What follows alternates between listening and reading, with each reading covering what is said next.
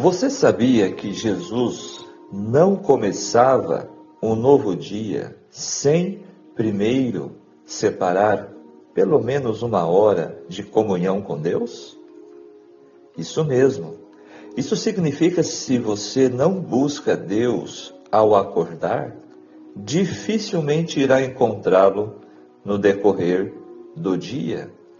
Quando as atividades, o corre-corre, a agitação, ela começa em nosso dia, em nossos trabalhos, vai ser muito difícil, então, buscar esse momento de sossego, esse momento de encontro com Deus. Por isso, se você está ouvindo este vídeo, se você está acompanhando esta reflexão agora, antes de todas as suas atividades, parabéns, que Deus te abençoe. Este é um dos nossos objetivos, despertar com Deus. Mas não se preocupe, se você está acompanhando este estudo e esta reflexão em um outro momento, saiba que Deus também está desejoso de ter este encontro com você através do estudo de hoje. Então, não importa o momento, mas que você possa estar buscando a presença, a direção, o batismo do Espírito Santo e também que você possa estar aplicando com a ajuda de Deus os ensinamentos deste capítulo em sua vida. Por isso, desejo a você um ótimo estudo e que você tenha um momento de bênção com Jesus agora em nossa jornada bíblica. Um ótimo dia a você, que você tenha a graça e a paz de Jesus ao seu lado, com você neste novo dia. Hoje nosso estudo será no capítulo 21 de 2 Crônicas, com o tema Suas atitudes determinam seu destino. Neste capítulo, destaca-se a história do rei Jeorão, filho de Josafá. Muitas pessoas acreditam em um destino traçado, ou seja, que suas vidas já estão pré-determinadas, independentemente de suas escolhas. E você, como acredita? Saiba que são suas decisões e não suas condições que determinam seu destino. O autor dessa frase é o americano Anthony Robbins. E a palavra de Deus nos diz: tudo o que o homem semear, isso também ceifará. Está em Gálatas, capítulo 6, verso 7. É um princípio bíblico, portanto, e universal de causa e efeito, destacando que ações, palavras e escolhas, sejam boas ou más, resultarão em consequências equivalentes. O que o capítulo que vamos estudar agora tem a nos mostrar sobre isso? O capítulo 21 de 2 Crônicas narra o reinado de Jeorão, filho de Josafá, e as consequências de suas escolhas em relação à adoração e à liderança. Jeorão se torna rei de Judá em um contexto de grande desafio, onde a idolatria e as práticas pagãs ameaçavam a fidelidade do povo de Deus. Este capítulo enfatiza a importância de seguir os caminhos do Senhor e as repercussões da desobediência.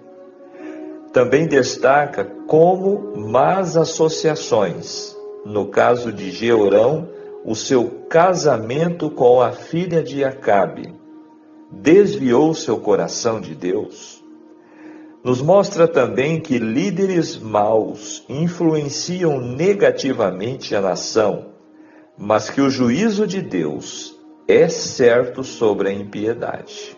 ou seja, a colheita é garantida, servindo-nos como um alerta para a sabedoria nas escolhas diárias.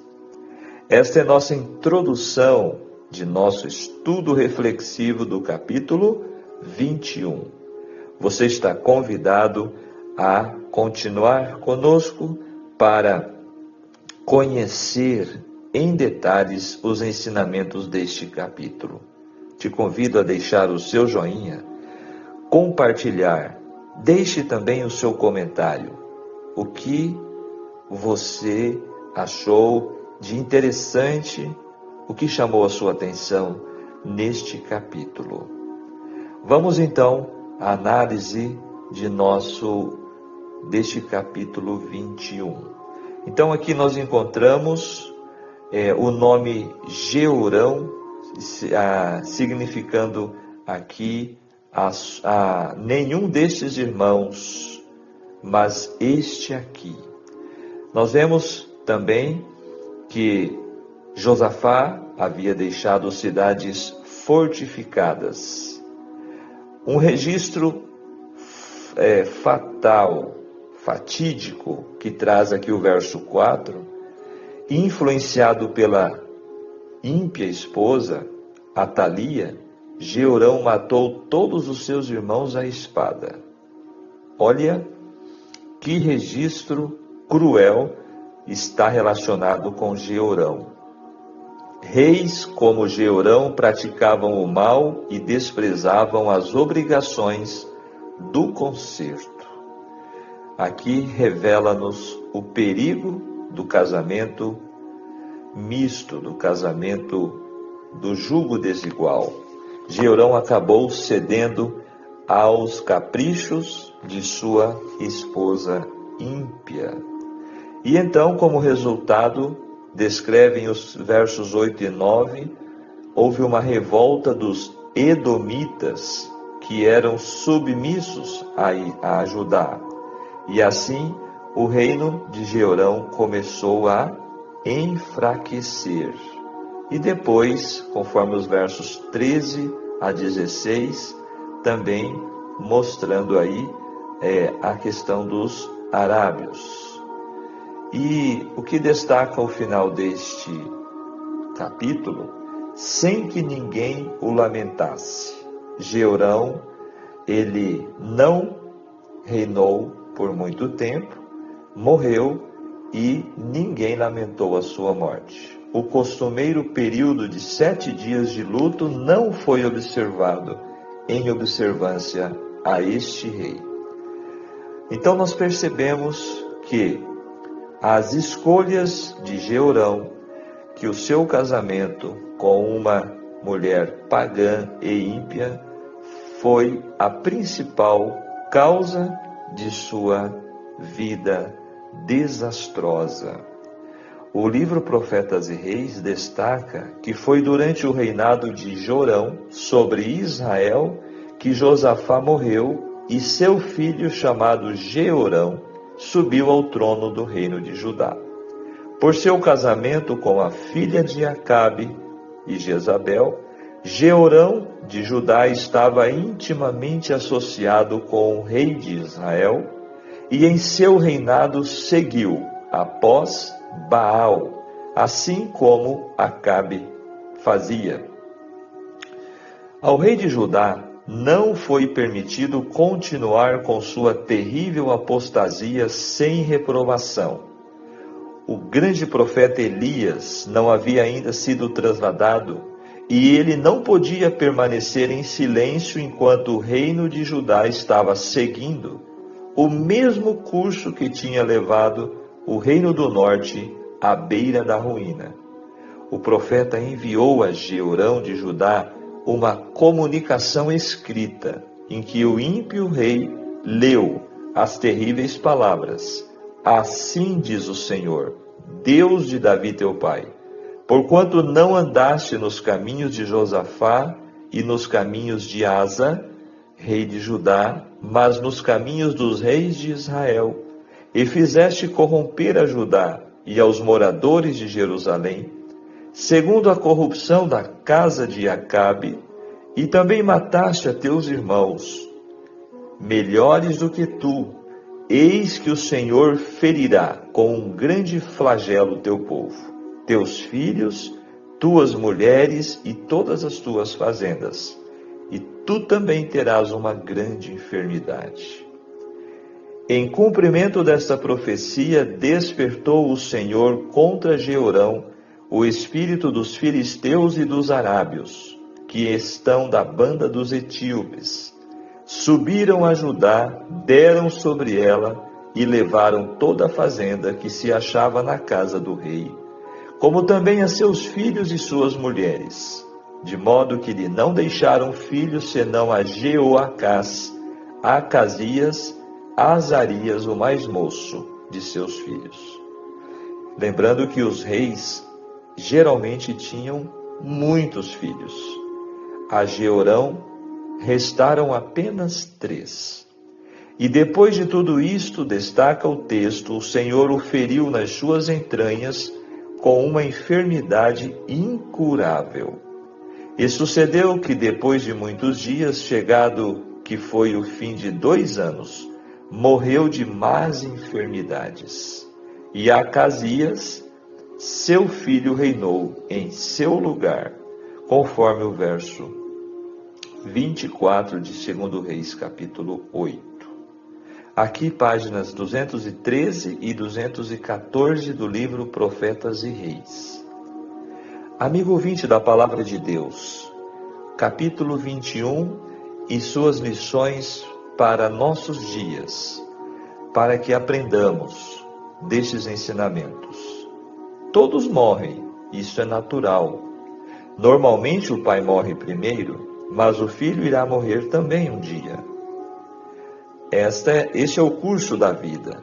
A vida é tão sensível que a cada ano a celebramos por não termos morrido, quando completamos um aniversário, não é verdade? Todos os seres humanos sabem que morrerão e aguardam o indesejável dia da morte. O que é inevitável é uma vida vazia, sem sentido. Saber que vamos morrer, isto é natural. Agora, como viver? Eis a questão. Embora muitos morram sem deixar grandes legados, como Jeorão, sem deixar saudades, boas lembranças, assim morreu Jeorão, que reinou depois de seu pai Josafá. Este foi o 5º rei de Judá e fez o que era mal aos olhos do Senhor. Assim, ele só passou pela vida. Matou a todos os seus irmãos, foi influenciado para o mal pela sua esposa e conduziu a nação israelita, a de Judá, à idolatria. Por isso não deixou saudades. A morte de uma pessoa ruim, perversa e má pode ser uma bênção para muitas pessoas. A Bíblia diz que Jeorão morreu e seu povo não lhe queimou aromas como queimara seu pai. Triste fim de uma vida que poderia ter feito grandes coisas para Deus se seguisse o exemplo de seu pai. É preciso dar um basta na maldade antes que a maldade dê um basta em você. É preciso rever conceitos, mudar hábitos, atitudes e comportamentos, se esses estão em harmonia com o pecado, com o mal. É preciso tomar a decisão urgente ao lado de Deus, para não deixarmos uma vida vazia, sem sentido, sem importância quando morremos, como aconteceu com Jeorão. Precisamos fazer a diferença agora, mesmo que para isso seja preciso viver de forma diferente. Não esqueça, tudo que se planta, colhe. É uma lei natural. Vivemos hoje o que plantamos ontem. Colheremos amanhã o que plantamos hoje. Não se esqueça disto. Quem sabe o que planta, não teme a colheita. A carta do profeta Elias a Jeorão não se tratava de um castigo arbitrário da parte de Deus, mas de uma última oportunidade de arrependimento para aquele rei ímpio. Entretanto, mesmo ciente de tudo que lhe sobreviria, caso permanecesse em sua maldade, Jeorão permitiu que a enfermidade incurável do pecado lhe consumisse até as entranhas. E ele morreu sem família, sem amigos e sofrendo terríveis agonias. Por quê? Simplesmente porque escolheu viver sem Deus. Do que valeu o esforço dele para o mal? Qual foi a vantagem em matar os seus próprios irmãos? Qual foi o resultado de dar as costas a Deus e ao profeta de Deus? Lembram-se da mensagem de ontem no capítulo 20? Crede no Senhor vosso Deus e estareis seguros. Crede nos seus profetas e prosperareis. Quão diferente teria sido a vida de Jeorão, do povo e de sua família, se tão somente ele tivesse abandonado o seu orgulho e se convertesse ao Senhor. Mas este relato também pode ser uma oportunidade que o Senhor esteja usando. Sabe para quem? Para mim e para você. Para nos transformar, para mudar o curso de nossa vida, se ele não está de acordo com os planos de Deus. Como você reage diante da misericórdia e graça oferecida através de Cristo a você? Saiba que suas atitudes determinam com certeza o teu destino. Não há como viver de forma errada e esperar colher o bem a vida inteira. Não há, querido, como rejeitar o Deus de amor, da paz, da felicidade e querer fugir da guerra, da doença, da angústia mortal, como vimos no capítulo de hoje, na vida de Jeorão. Além disso, toda colheita produz muito mais do que se planta. Por isso o ditado diz que quem planta vento, colhe tempestade. Então, por que não fazer o bem para colher um bem maior? Por que não aceitar o autor da vida, Cristo Jesus, para ter mais vida? Pense, reflita e tome a sua decisão ao lado de Deus. Vigiemos e oremos. Amém. Olha que reflexão o capítulo 21 trouxe para nós neste dia. O pensamento para nossa reflexão do dia. Não somos apenas a soma das nossas escolhas, mas também das nossas renúncias. Que Deus abençoe você grandemente, para que a sua vida, as suas escolhas estejam em harmonia com a vontade de Deus, com a sua palavra e com a aprovação de Deus. Que você esteja semeando boas sementes para então ter uma excelente colheita, tanto aqui neste mundo quanto no mundo vindouro, em uma vida eterna. Vamos orar para isso?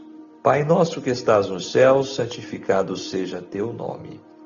Te agradecemos, Pai querido, pelo despertar deste novo dia.